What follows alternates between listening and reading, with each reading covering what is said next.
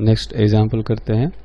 इस एग्जाम्पल में एक बॉल है जिसको कि एल लेंथ के स्ट्रिंग से अटैच किया गया है। इस बॉल को लोअर मोस्ट पॉइंट से √2gl वेलोसिटी से प्रोजेक्ट किया गया। ठीक है, हमें बताना है कि ये जो स्ट्रिंग है इसका मैक्सिमम डिफ्लेक्शन क्या हो सकता है। Find maximum deflection, find maximum deflection of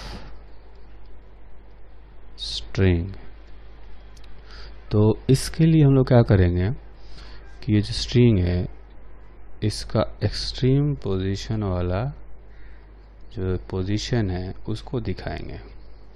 मान लेते हैं कि ये जो स्ट्रिंग है वो थीटा एंगल तक जाएगा, है ना। तो ये जब जाएगा तो सर्कुलर आर्क होगा इसका पाथ ऐसे। अब हम लोग ये कर सकते हैं कि यहाँ पर वेलोसिटी हमें पता है और यहाँ पर इसकी वेलोसिटी होनी चाहिए 0। ठीक है, तो वर्क एनर्जी थ्योरम या एनर्जी कंजर्वेशन लगा सकते हैं। ये लेंथ L है तो यहाँ से यहाँ तक ये हो जाएगा L cos थीटा, है ना, और टोटल L है तो सिर्फ ये वाला जो पार्ट है ये हो जाएगा L minus L cos theta. ठीक है, अगर जो बॉल है वो इनिशियल पॉइंट यानी कि लोअर मोस्ट पॉइंट से चल करके यहाँ तक आता है तो वर्क एनर्जी थ्योरम से हमें ये पता चलेगा कि वहाँ पर कितना डिफ्लेक्शन होगा। तो कौन कौन से फोर्सेस लगेंगे, एक होगा ग्रेविटेशनल फोर्स, दूसरा होगा tension force is equal to change in kinetic energy. Tension force का वर्क डन 0 होगा, जैसा कि हम जानते हैं कि टेंशन फोर्स हमेशा वेलोसिटी के परपेंडिकुलर होता है। ग्रेविटी का जो वर्क डन होगा वो होगा mg, और इतना हाइट ऊपर गया है ना, यहाँ से चल करके इतना ऊपर गया है L minus L cos theta. चूँकि ग्रेविटेशनल फोर्स के अपोजिट डायरेक्शन में डिस्प्लेसमेंट हुआ है इसलिए एक निगेटिव साइन आएगा। फाइनल काइनेटिक एनर्जी इसकी 0 हो जाएगी क्योंकि एक्सट्रीम पोजीशन पर वेलोसिटी हो जाएगा 0, और यहाँ पर इनिशियल काइनेटिक एनर्जी हम लोग लिख सकते हैं इस तरह से हाफ m इंटू इस वेलोसिटी का स्क्वायर। ठीक है, तो अगर यहाँ से देखें तो ये हो जाएगा mgl 1 माइनस कॉस थीटा जो है इसको हम लोग लिख सकते हैं इस तरह से इज इक्वल टू, यहाँ पर ये आ जाएगा, चूँकि यहाँ पर वेलोसिटी का स्क्वायर है तो ये रूट हो जाएगा गायब और आएगा माइनस mgl। तो यहाँ पर भी माइनस mgl लिख सकते हैं। अब ये mgl और mgl कैंसिल हो जाएगा, है ना, यहाँ भी माइनस था। तो इससे हम लोग ये कह सकते हैं कि जो cos थीटा है ये 1 आना चाहिए, यानी थीटा का जो वैल्यू है वो 90 डिग्री या π/2 रेडियन होना चाहिए। ठीक है, तो इससे हमें ये एक कंक्लूजन निकला कि अगर बॉल को √2gl वेलोसिटी दिया जाता है तो ये हॉरिजॉन्टल पोजीशन तक जाता है। अभी जो हमने कॉन्सेप्ट सीखा है और लास्ट में जो क्वेश्चन किया है जिसमें कि एक स्ट्रिंग से एक बॉल को अटैच किया गया था, उसको वर्टिकल सर्कुलर मोशन में घुमाया जा रहा था, तो इस क्वेश्चन से और जो हमने कॉन्सेप्ट सीखा उनसे कुछ कंक्लूजन्स निकलते हैं। तो उन कंक्लूजन्स को हम लोग समराइज करेंगे अभी। तो जैसा कि आप देख रहे हैं कि फिगर बनाया हमने, इस फिगर में एक बॉल है जिसको कि L लेंथ के एक स्ट्रिंग से अटैच किया गया है। मान लेते हैं इस बॉल को जो लोअर मोस्ट पॉइंट है यहाँ से u वेलोसिटी दिया जाता है।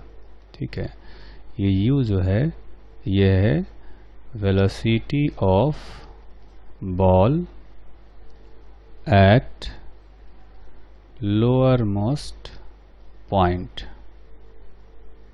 ठीक है, तो यहाँ से इसको u वेलोसिटी दिया गया है। अगर ऐसा हो कि ये जो u जो है इसकी वैल्यू अगर √2gl से कम हो, फिर क्या होगा?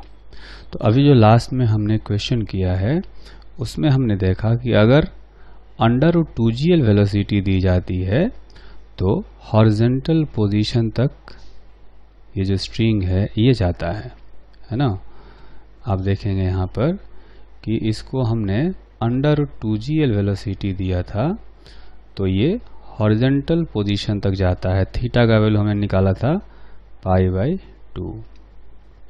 तो अगर जो वेलोसिटी है अगर √2gl से कम दिया जाए तो ये इस हॉरिजॉन्टल पोजीशन तक नहीं पहुंचेगा, कहीं बीच में से ही ये रिटर्न हो जाएगा, है ना। तो उस केस में क्या करेगा? ये ऑसिलेशन करेगा, है ना।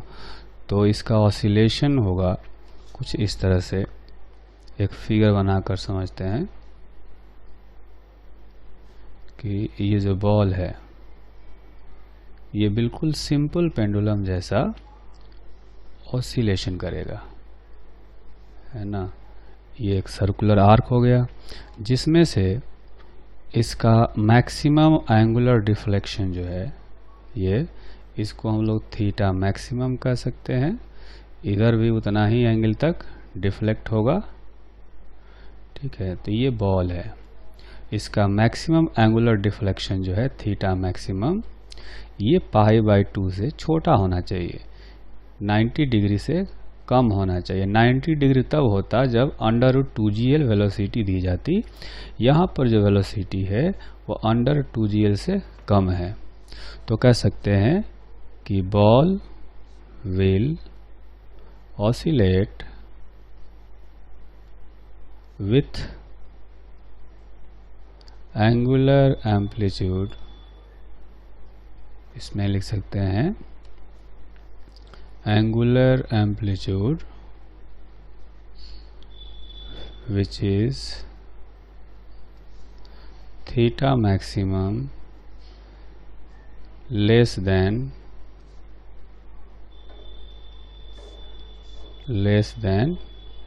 π/2 और 90 degree.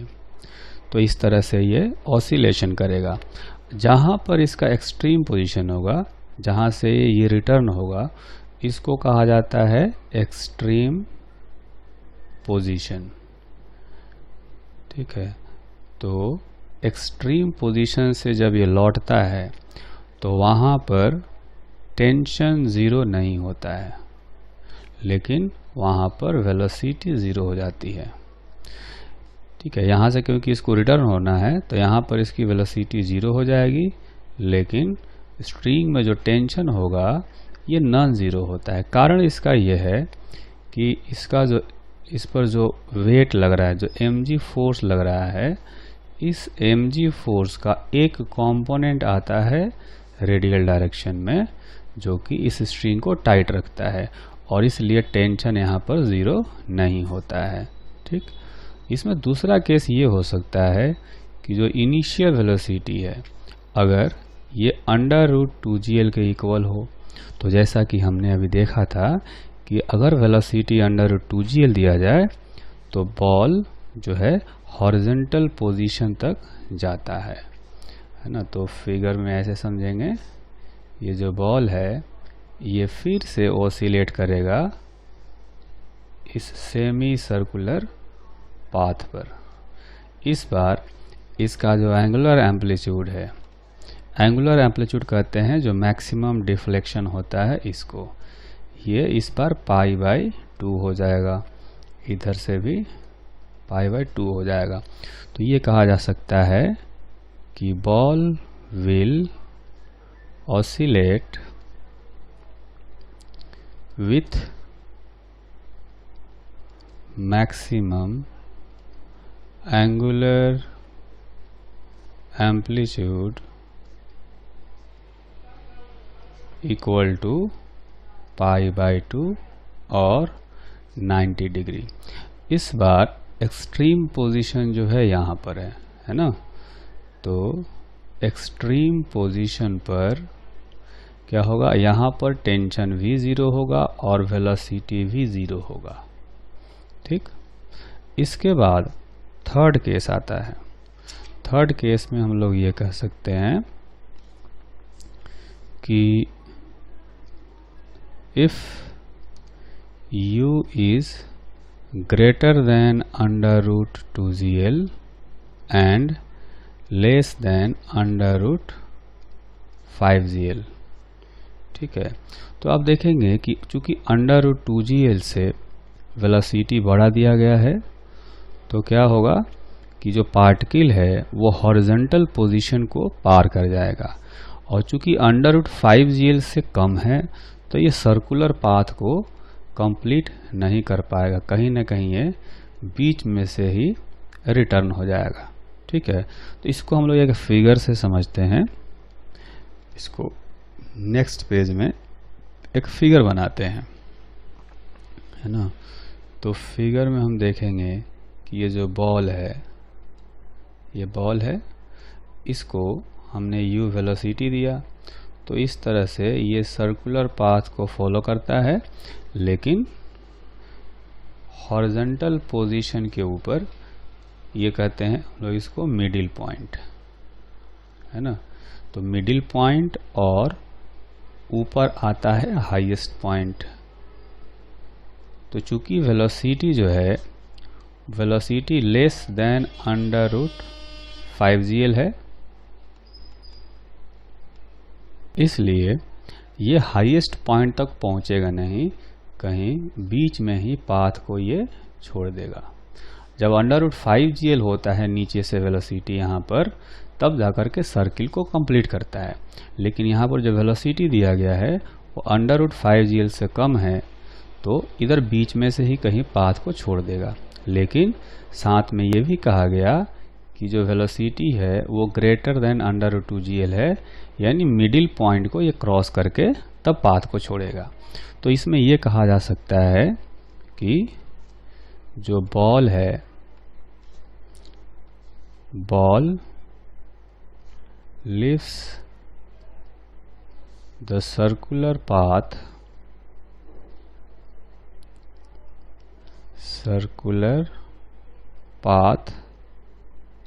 somewhere between middle point and highest point।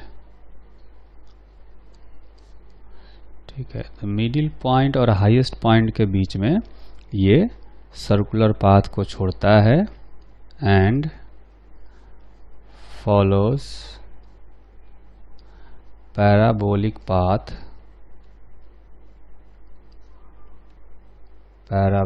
Path similar as projectile motion. Projectile motion में क्या होता है कि पार्टिकल के पास सिर्फ g एक्सेलरेशन होता है, उस पर सिर्फ mg फोर्स लग रहा होता है। ठीक है, यहाँ भी आप देखेंगे कि ये जो बॉल है जब यहाँ पहुँचेगा तो चूंकि यहाँ पर स्ट्रिंग जो है वो लूज हो जाएगा, है ना। ये कहेंगे कि यहाँ से ये पाथ को छोड़ता है, जहाँ से ये पाथ छोड़ेगा वहाँ पर टेंशन हो जाएगा 0, लेकिन इसकी वेलोसिटी 0 नहीं होगी। बस ये है कि वेलोसिटी कम है ताकि ये सर्कुलर पाथ जो है ना, सर्कुलर पाथ को ये कंप्लीट नहीं कर सकता। वेलोसिटी कम है तो स्ट्रिंग क्या हो जाएगा, थोड़ा लूज हो जाएगा, और स्ट्रिंग लूज हो जाएगा तो टेंशन हो गया 0। तो आप देखेंगे कि अगर टेंशन 0 हो गया तो इस बॉल पर सिर्फ एक ही फोर्स लगेगा और वो होगा mg, जैसा कि प्रोजेक्टाइल में लगता है। लेकिन इसके पास वेलोसिटी यहाँ पर कुछ बची रहेगी v, वेलोसिटी यहाँ पर 0 नहीं होगी। ठीक है, लेकिन साथ में ये भी कह सकते हैं कि सफिशिएंट भी नहीं होगी ताकि सर्कुलर पाथ को पूरा करें। तो होगा क्या कि जैसा कि प्रोजेक्टाइल में हम लोग कहते थे कि किसी प्रोजेक्टाइल में अगर पार्टिकल को v वेलोसिटी से प्रोजेक्ट किया जाए थीटा एंगल पर, तो ये पार्टिकल इस तरह से पैराबोलिक पाथ फॉलो करता है। इस पर सिर्फ नीचे की तरफ g एक्सेलरेशन होता है। तो उसी टाइप का मोशन यहाँ भी कुछ होने वाला है। यहाँ पर अगर एक हॉरिजॉन्टल लाइन ड्रा करें, ठीक है, ये एंगल हम लोग मान लेते हैं कि वर्टिकल से ये स्ट्रिंग अल्फा एंगल बना रहा है जब इसने पाथ को छोड़ा है। ठीक है, तो ये वाला एंगल हो जाएगा 90 माइनस अल्फा। ठीक है, इसको हम लोग थोड़ा सा क्लियर तरीके से लिखते हैं। ये एंगल है अल्फा, तो ये जो एंगल आएगा ये आएगा 90 माइनस अल्फा। ठीक, और जो वेलोसिटी है अभी यहाँ पर रेडियस के परपेंडिकुलर होगा। आगे जाकर के भले लूज हो जाएगा लेकिन यहाँ तक कम से कम ये परपेंडिकुलर है। तो ये जो एंगल है यहाँ पर, ये एंगल अल्फा के इक्वल आएगा। ये एंगल अल्फा के इक्वल होगा क्योंकि इस एंगल का सम और इस एंगल का सम 90 डिग्री होना चाहिए। तो क्या होगा कि जो पार्टिकल है उस पर सिर्फ जी एक्सेलरेशन है नीचे की तरफ, तो ये कुछ इस तरह से प्रोजेक्टाइल जैसा पैराबोलिक पाथ फॉलो करता हुआ नीचे की तरफ आएगा। तो इसमें हमें जैसे पूछा जाए कि मैक्सिमम हाइट ये कितना ट्रैवल करेगा, तो इसका मैक्सिमम हाइट वाला पॉइंट ये होगा, है ना। तो मैक्सिमम हाइट वाला जो पॉइंट है आप देखेंगे कि ये h, इस h की वैल्यू हम लोग जो फॉर्मूला हम लोग प्रोजेक्टाइल में जानते थे कि ये h निकालना हो तो इस h का वैल्यू होता था v square sine square theta by 2g। तो उसी तरह से यहाँ पर इस h का वैल्यू होगा v square sine square alpha divided by 2g। ये हॉरिजॉन्टल लाइन से अल्फा एंगल पर समझेंगे कि प्रोजेक्ट किया गया है। इसकी इनिशियल वेलोसिटी v है। ठीक है, तो इस हॉरिजॉन्टल लाइन से ऊपर ये बिल्कुल ग्राउंड टू ग्राउंड वाला प्रोजेक्टाइल जैसा दिख रहा है, इसलिए ग्राउंड टू ग्राउंड वाला प्रोजेक्टाइल का फॉर्मूला हम लोग अप्लाई कर सकते हैं। ठीक है, अब ऐसा है कि इसमें हमसे पूछा जाता है कि ये कितना मैक्सिमम हाइट तक जाएगा। तो मैक्सिमम हाइट का मतलब हुआ कि जो लोअर मोस्ट पॉइंट है यहाँ से इस पॉइंट का हाइट बताना है। ठीक है, तो आप देखेंगे कि ये जो है ये इसका लेंथ l दिया हुआ है, ये इसका जो रेडियस है वो भी l होगा। तो ये हाइट हम लोग निकाल सकते हैं, ये आएगा l cos अल्फा इस राइट एंगल ट्रायंगल में, है ना। ये हाइपोटेनस l है तो ये हो जाएगा l cos अल्फा। तो ये जो हाईएस्ट पॉइंट है, हाईएस्ट पॉइंट इसकी ट्रेजेक्टरी का है पैराबोलिक पाथ का। सर्किल का हाईएस्ट पॉइंट कहीं और ऊपर आता, ठीक है, अगर ये सर्किल मान लिया जाए तो सर्किल का हाईएस्ट पॉइंट कहीं और ऊपर आता, ये पैराबोलिक पाथ का हाईएस्ट पॉइंट है। ठीक है, तो ये हाईएस्ट पॉइंट हमें निकालना हो तो क्या करेंगे, ये वाला हाइट l, फिर ये वाला हाइट l cos अल्फा, फिर ये वाला हाइट h, तीनों ऐड करेंगे तब यहाँ से यहाँ तक का टोटल हाइट निकलेगा। तो कह सकते हैं कि maximum height relative to the lowermost point is equal to L plus L cos alpha plus H। तो L 1 plus cos alpha plus h का वैल्यू है v square sine square alpha divided by 2g। ठीक है, ये हो गया। अब यहाँ पर कोई ये कह सकता है कि यहाँ पर v हमें पता नहीं है, तो चूंकि u यहाँ पर पता होगा यहाँ पर V हम पता कर सकते हैं by applying work energy theorem और एनर्जी कंजर्वेशन। चूँकि दो पॉइंट के वेलोसिटी को रिलेट करने के लिए हम लोग क्या करते हैं, वर्क एनर्जी थ्योरम लगाते हैं, है ना। तो ये कह सकते हैं कि V स्क्वायर जो होगा वो होगा U square minus 2G into, यहाँ से देखेंगे कि इस पॉइंट और इस पॉइंट के बीच में जो हाइट है वो है L plus L cos alpha, है ना। तो लिखेंगे L plus L cos alpha. तो यहाँ से V की वैल्यू निकाल सकते हैं, वो यहाँ पर रख करके हम लोग मैक्सिमम हाइट की वैल्यू फाइंड कर सकते हैं।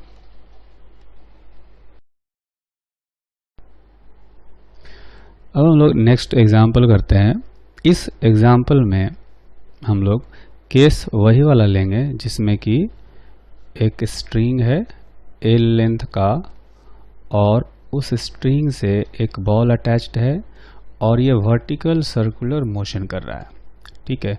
तो इस स्ट्रिंग में जो मैक्सिमम टेंशन होगा और जो मिनिमम टेंशन होगा उनका डिफरेंस हमें पता करना है ना।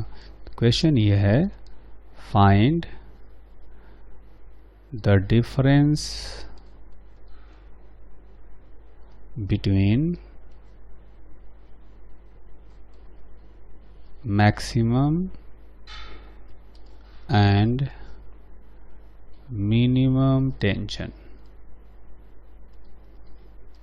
ठीक है, during vertical circular motion of the ball. तो अब देखेंगे कि जब बॉल लोअर मोस्ट पॉइंट पर होगा तो यहाँ पर टेंशन सबसे ज़्यादा होगा। ज़्यादा क्यों होगा वो हम लोग निकाल कर चेक करेंगे, है ना। क्योंकि देखेंगे आप कि एक नीचे तो वेट लग रहा है ना, और एक्सेलरेशन जो है यहाँ पर ऊपर की तरफ आएगा। यह आएगा V स्क्वायर बाई, यहाँ पर VL वेलोसिटी लिख देते हैं, V स्क्वायर बाई L, ये एक्सेलरेशन हो जाएगा। तो एक्सेलरेशन ऊपर ले जाना है, एक्सेलरेशन ऊपर है जबकि फोर्स mg के नीचे लग रहा है। तो टेंशन यहाँ पर ज़्यादा लगाना पड़ेगा क्योंकि mg को ओवर पावर भी करना है, साथ में एक्सेलरेशन भी प्रोवाइड करना है। जबकि हाईएस्ट पॉइंट पर आप देखेंगे कि mg नीचे है, ठीक है, और जो यहाँ पर एक्सेलरेशन है ये है V स्क्वायर बाई L, ठीक है। तो यहाँ पर जो टेंशन आएगा वो मिनिमम होगा। मिनिमम इसलिए होगा कि जिधर एक्सेलरेशन उधर पहले से ही एक mg फोर्स लग रहा है, तो इस टेंशन की बहुत ही कम ज़रूरत पड़ेगी यहाँ पर। तो दोनों पॉइंट पर, हाईएस्ट पॉइंट पर और लोएस्ट पॉइंट पर, इक्वेशन ऑफ मोशन पहले हम लोग लिखते हैं, ठीक है। तो at highest point equation of motion जो होगा वो कुछ ऐसा होगा, T minimum plus mg is equal to m VH square by L, ठीक है। उसी तरह से एट लोएस्ट पॉइंट पर इक्वेशन ऑफ मोशन लिखेंगे। तो इसमें देखेंगे कि जो एक्सेलरेशन है वो ऊपर की तरफ है, तो ऊपर वाला फोर्स पॉजिटिव लिखेंगे, T maximum, opposite direction of force है mg is equal to mass into acceleration. तो ये दो इक्वेशन है। हमें क्या करना है कि इसमें से T मैक्सिमम और T मिनिमम के बीच का डिफरेंस निकालना है। तो क्या करेंगे, इनमें से जो नीचे वाला इक्वेशन है इसमें से ऊपर वाले इक्वेशन को माइनस कर देते हैं, सब्ट्रैक्ट कर देते हैं, ठीक है। तो हम लोग इसमें से जो ऊपर वाला इक्वेशन है यानी ये वाला इक्वेशन, इसमें से इस इक्वेशन को सब्ट्रैक्ट करेंगे। तो यहाँ पर माइनस साइन आएगा, यहाँ भी माइनस होगा और यहाँ भी माइनस होगा।